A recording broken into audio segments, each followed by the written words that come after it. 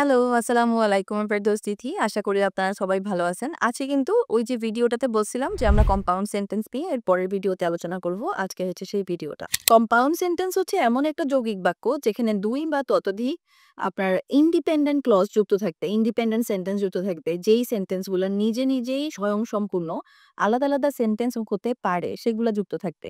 আমরা এই ধরনের স্ট্রাকচার কোথায় দেখি? SWT তে, তাই না? SWT তে কি করতে হয়? আমাদেরকে একটা লম্বা সামারি লিখতে হয়। পুরা মানে 60 প্লাস মাইনাস ওয়ার্ডস এর ১ লাইনে লিখতে হয়। তাই না?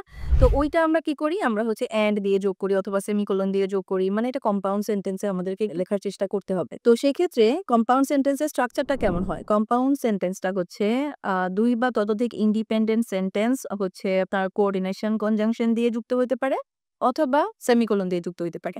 কোঅর্ডিনেশন কনজাংশন গুলা কোনগুলা? এটা মনে রাখার জন্য আমরা একটা শর্টকাট ইউজ করব।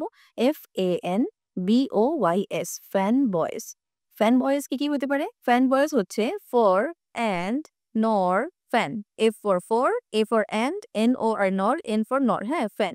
বয়েজ, B তে বাট, O তে অর, আর হচ্ছে Y তে ইয়েট, আর S তে সো। তাহলে কি হলো? ফর, অ্যান্ড, নর, বাট, অর, ইয়েট, সো। ওকে?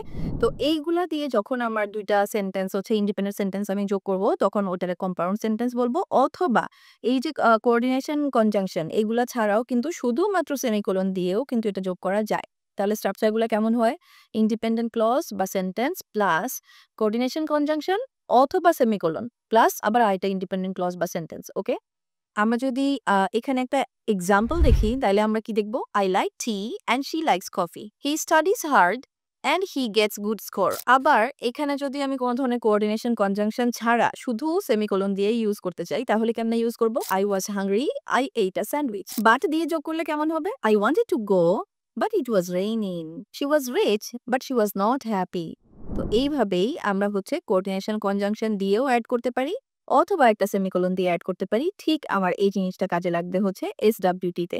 এখানে কম্পাউন্ড সেন্টেন্সের সাথে কমপ্লেক্স সেন্টেন্সের কিন্তু কিছু পার্থক্য আছে। আরেকটা ভিডিওতে আমরা কমপ্লেক্স সেন্টেন্স আর এই পার্থক্যগুলো সম্পর্কে জানবো ইনশাআল্লাহ।